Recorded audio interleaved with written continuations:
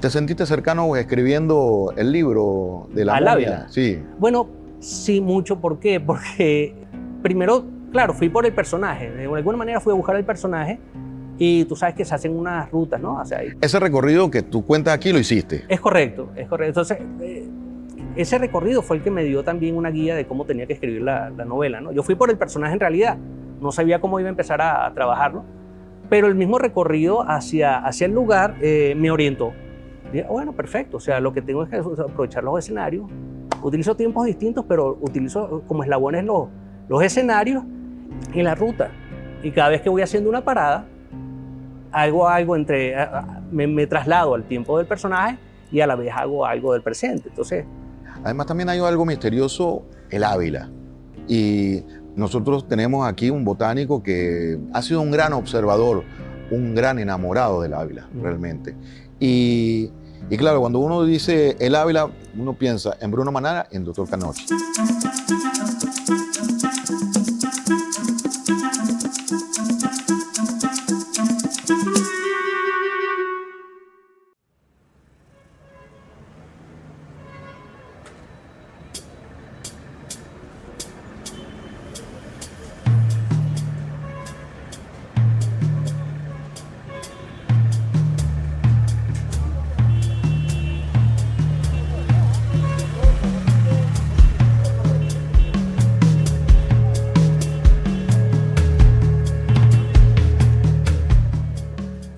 Bienvenido, José Miguel Segovia, a La Forma del Libro.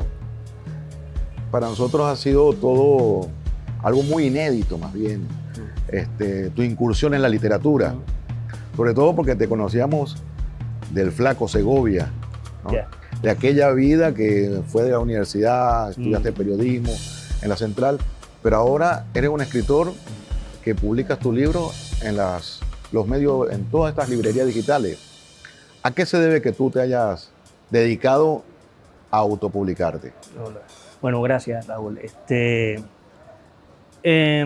más fácil el camino en la actualidad de autopublicación, ¿no? O sea, porque como sabrás, y es ya un cuento muy viejo, o sea, tratar de publicar con editoriales como tradicionalmente se ha hecho toda la vida, no es sencillo, pues. Tienes que pasar una cantidad de filtros y sobre todo tienes que esperar mucho. No tienes paciencia para eso. Y si no tienes paciencia, la mejor vía en la actualidad es esa, ¿no? Claro, necesitas tener mucha confianza en lo que estás haciendo también. Por lo regular, la gente cree que hace un buen trabajo y que ese trabajo merece ser, tú sabes, publicado, ser leído. Y esa es una de las cosas. ¿Lo has cotejado con otras personas, tus manuscritos? Sí, he tenido la oportunidad, la gente que lee, y hasta ahora no me ha ido mal, los comentarios han sido buenos, pero no te estoy hablando de un universo muy amplio todavía. No te puedo decir que tengo muchos lectores, entonces no te puedo decir que muchísima gente. Pero ya llevas 3 novelas. Tres novelas y uno de cuentos. Y un libro de cuentos, sí. ¿No? Que es reciente, el libro de cuentos. Exactamente. Pero además de estos libros que tú lo pones en Amazon, que es la plataforma que ha sido universal, que tiene global, dirían algunos economistas. La cuestión está en que cuando tú colocas esos libros, tú te identificas con lo digital, pero también lo has sacado en físico, ¿no? O sea, le permites al lector que sea físico el libro, claro, y que pueda... La plataforma te da la opción de imprimir, ¿no? De tener ejemplares impresos. Y que la gente, o sea, lo solicite bien digital o bien por la vía impresa. Incluso por la vía, o sea, lo que es el físico, el libro físico, lo puedes tener con otras características. Hay unos que se llaman tapadura, por ejemplo, que son como los de lujo. Claro. Y entonces tienes esas opciones para el lector. Ahora bien, tú has escogido unos temas, ¿no? Has tenido unos temas, y además son estos 3 novelas en particular, pongamos de lado el cuento, ¿no? Sí. Pero primero, Historia de Muñeca, un libro que es más dedicado a lo juvenil, ¿no? Tiene un entorno muy particular y además es lo que llaman una novela, ¿no? Muy breve, muy breve. El segundo es La última momia de Galipán. Y se te va uno que es Ajá. El Santo del Amor. El Santo del Amor, que es el más reciente, ¿no? No, fue el anterior, fue el anterior. Este Ese. es como, pasa que este como que tiene más, ha tenido un poco más de revuelo por quizás el título, el tema. El tema, sí, el personaje, ¿no? El personaje que es muy llamativo, ¿no? El personaje por sí mismo es muy, muy atractivo. Escuchemos ahora el tema Doctor Canoche.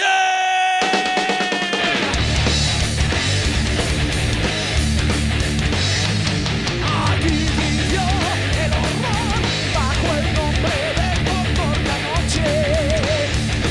Lo que nadie quiere contar, los pobladores de Galipán aún verán la muerte. Hay una generación que lo conoce por Paul Gilman, ¿no? Sí, correcto. Por Paul Gilman, que lo hace Sí. mención en el libro. Sí, lo resucitó también de alguna manera. Resucitó ¿no? de alguna manera. Yo lo conocí en los 90, a principios de los 90, por Eva Luna.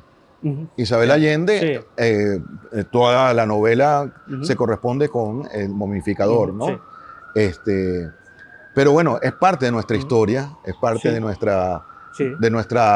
digamos, de esos mitos que se crearon que no terminan siendo mitos. Digamos que porque son- folclore, ¿no? Lo Es podemos un llamar parte del folclore, sí. exactamente. Ujú. Pero ¿por qué te animó este personaje? Porque el personaje es muy atractivo. O sea, cuando si tú eres un hijo de Caracas, ¿no? O sea, que eres una persona que ha vivido mayor parte de su vida en Caracas, se siente un caraqueño, hay espacios que te llaman mucho la atención o que son más representativos o que son ineludibles, ¿no? Como el Ávila. Y el Ávila tiene sus historias, ¿no? Y una de las historias más atractivas es quizás la de Canoche, ¿no? Que además alrededor de la cual hay una leyenda negra que lo hace mucho más atractivo. O sea, podría ser un personaje no tan pintoresco y entonces a lo mejor tú lo puedes tener como referencia, pero al ser un personaje que está rodeado de ese halo tan misterioso, de ese entramado con muerte, con ciencia, Además, un por supuesto, te fascina culto a la muerte, además. un culto a la muerte. Además que hay unas ruinas, en la actualidad tú puedes visitar esas ruinas, no es mucho lo que queda, pero bueno, o sea, hay un escenario en el que tú te puedes sentir compenetrado con el personaje, puedes sentir dónde estuvo el personaje, ¿no? Puedes hacer, digamos, ese turismo arqueológico que se hace ya en nuestra ciudad, y es de nuestra ciudad y es de nuestra historia. Bueno, ese halo misterioso que tú estás hablando lo exponenció de alguna manera nuestro insólito universo, ¿no? Después de la muy sentida muerte del doctor Tomás Lander, ilustre periodista y ejemplar ciudadano, cuya familia no se resignaba a enterrarlo en el cementerio. En eso estaban cuando un amigo muy cercano les habló de que en La Guaira ejercía un médico alemán, quien se había establecido en nuestro país para atender a miembros de la colonia germana que tenía negocios y residía en el litoral.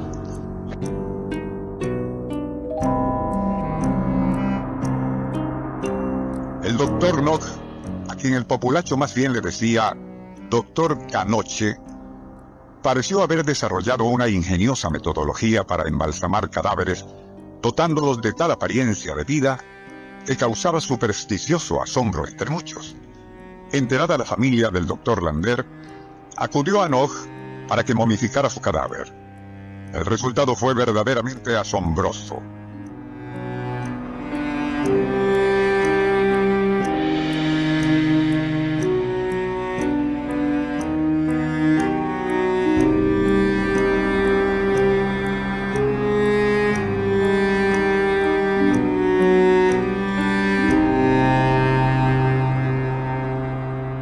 Es que eso te despierta, digamos, ese morbo, ¿no? Eso que es tan atractivo para todo el mundo. Y ya, por eso te digo, la historia de por sí es fascinante. Ahora, lo que sí no había sucedido con esa historia, se conoce mucho la leyenda, hay mucha cosa escrita, ¿no? Hay mucho material escrito, pero lo que no se veía era como profundizado mucho en el tema. Por eso también yo aproveché y me llamó la atención hacer una novela. Hay una novela previa que es desde los años 50, hecha por una mujer. En esa novela se refleja más que todo uno de los personajes que están en esta otra novela, que fue la la persona que quedó al final viviendo, que pertenecía a esa familia, no era propiamente familiar de ellos, pero quedó viviendo en esa casa, fue como acogida, ella fue como adoptada. Y fue la última persona que vivió ahí. Y esa novela es sobre ese personaje, ¿no? Ese personaje también se refleja acá, ya al final de la novela también, sobre todo. Pero digamos, los antecedentes no son muchos. O sea, en literatura no es mucho lo que hay sobre este personaje, que es un personaje tan fascinante y que a mí me extraña que de verdad nadie le haya dado mayor importancia. Sí, para contarlo como novela, Claro, como o sea, cuento. para tratar de entender al personaje y tratar de humanizarlo, porque después de todo, de eso se trata una novela, ¿no? O sea, una novela lo que trabaja fundamentalmente es la parte humana. O sea, tú puedes diferenciar los distintos géneros, ¿no? Claro. O sea, en el cuento tú reflejas acciones. O sea, un cuento puede ser nada más de acciones, pero una novela lo que fundamentalmente trata es sobre los personajes, sobre el aspecto humano de la gente. Además, también hay algo misterioso, el Ávila. El Ávila le da también esa otra áurea, ¿no? Sí. Y nosotros tenemos aquí un botánico que Bruno Ya. Manara, que ha hecho todo un estudio sobre el Ávila. Es decir, ha sido un gran observador, un gran enamorado del Ávila, realmente. Y claro, cuando uno dice el Ávila, uno piensa en Bruno Manara y en Dr. Canoche, ¿no? Son dos de las cosas, ¿no? Sí. Y por supuesto los palmeros, ¿no? Sí. Que tienen, Claro. que tienen Sí, un ciclo. Sí, y todos los años hablan. Todos los años van al Ávila a Sí. recoger las palmas y venir a Caracas con esas palmas, ¿no? Bruno Manara publicó en 1982 Mariposas del Ávila y Pájaros del Ávila, con ilustraciones que realizó con meticulosidad gracias a su formación de dibujante científico del Instituto Botánico de Caracas. Venezolano, nacido en Verona, Italia, en 1939, se graduó en el Pedagógico de Caracas en castellano, literatura y latín, y en la UCB de licenciado en letras. En 1998 publicó Aves del Ávila, un libro concebido para lectores de 12 años en adelante, y El Ávila, biografía de una montaña, en donde la fauna y flora, sus caminos y quebradas, leyendas y tradiciones confluyen para dar cuenta de la naturaleza y la ciudad que está a sus pies. Yo recuerdo una vez que un amigo merideño, él decía, yo no entiendo por qué los caraqueños sienten una adoración por el Ávila, ¿no? Claro, como él se creció entre montañas, no veía ninguna diferencia. En cambio, nosotros vemos al Ávila y hay una adoración. Claro. ¿A qué tú crees que hay esa particular devoción por el Ávila que siente el caraqueño? Es interesante ponerse a tratar de escudriñar eso. Quizás porque el Ávila tiene, sí, en lo que es un valle, por supuesto, una cordillera, una montaña tan grande como esa, es lo que se hace más visible, ¿no? Además te orienta todo, y del Ávila surgen muchas cosas también. De Ávila viene el agua de Caracas. El Ávila es, digamos, una muralla entre el mar Caribe y lo que es propiamente el territorio venezolano, ¿no? O sea, es una división natural y que lo hace muy fascinante. Y no solamente se ve en Caracas, ¿no? Hay mucha costa venezolana que tiene esa característica y que lo hace mágico. Porque, o sea, cuando tú ves que una montaña se encuentra con el mar de esa manera, la verdad es que tú lo que puedes hacer es fascinarte, más nada. Claro. Sí, y no sales de esa fascinación. Y quizás por eso un caraqueño, o sea, alguien que realmente se siente caraqueño, o sea, no puede dejar de fascinarse. O sea, solamente con que tú veas hacia la montaña. Bueno, tú sabes Es una que cosa en mágica. los años 70, mediados de los 70, una supuesta vidente dijo que el Ávila se iba a partir entre dos e iba a llegar el mar a Caracas. Sí. Y la gente, bueno, no creía mucho en esa profecía, que iba a ser un día de agosto, creo, si mal no recuerdo. No creía mucho, pero por si a las moscas se fueron, ¿no? La gente se fue de Caracas por si acaso se partía ese Ávila, ¿no? Por eso te digo, el Ávila tiene todos esos mitos, tiene todas esas cosas. La riqueza inclusive, ahora la llamamos Guaraíra, retomamos el nombre de Guaraíra Repano, ¿no? Por la razón misma de que era también parte de la adoración de nuestros pueblos originarios, ¿no? Y bueno, vamos al Ávila pensando siempre que vamos a llenar nuestro pulmón, cuando es nuestro pulmón, ¿no? No, y está tan cerca, ¿no? Está tan cerca. Y, a ver, A veces uno cree que más bien lo desaprovechamos, pero está tan cerca y es tan fácil ir al Ávila y a la vez te sientes como en otro ambiente también, ¿no? El Ávila, la montaña a la que nuestros pueblos originarios llamaban Guaraíra Repano, ha provocado diferentes historias, algunas reales, otras imaginadas.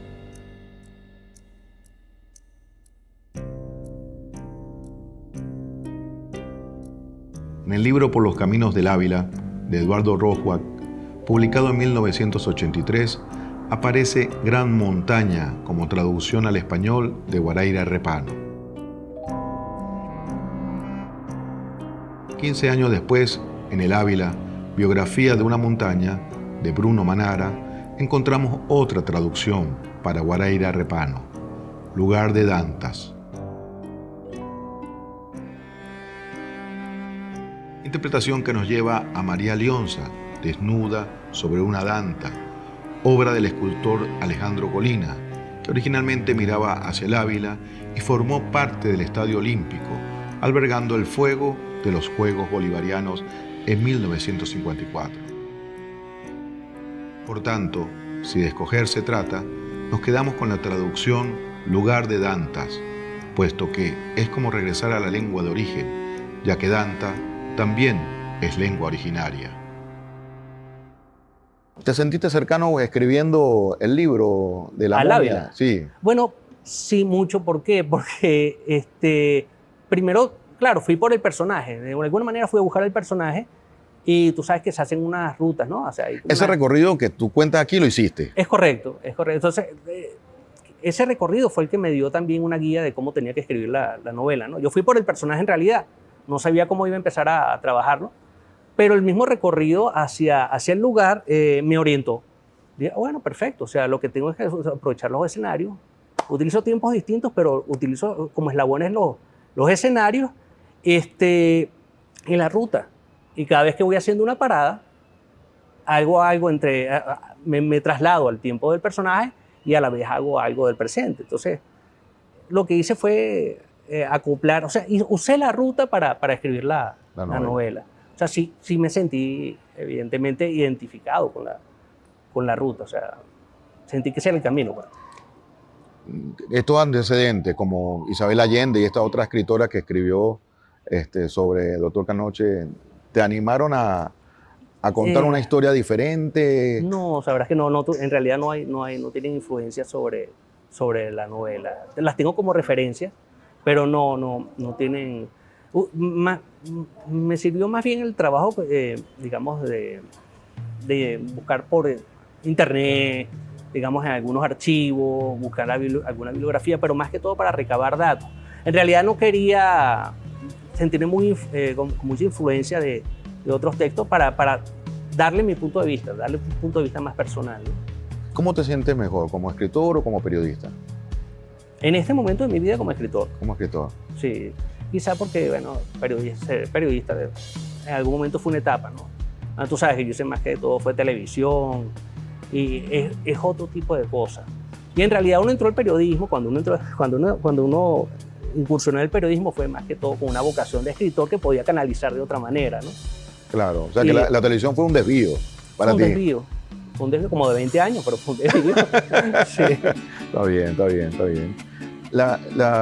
Algunas veces Italo Calvino, en 6 propuestas para un nuevo milenio, él habla de varios, digamos, conceptos, ¿no? La lentitud, y una cosa que dicen algunos escritores, que se nota cuando un periodista escribe novela a un escritor cuando escribe ficción, sí, ¿no? Porque dicen que los periodistas están más apurados. Es verdad. ¿Es verdad? Es verdad. Es verdad. Pero la cosa está en, digamos, entender los tiempos. Cuando yo empecé a escribir quería hacer cosas breves. Y en realidad cuando lo empecé a hacer en serio, no podía ser breve. Hubo un cambio ahí, ocurrió un cambio.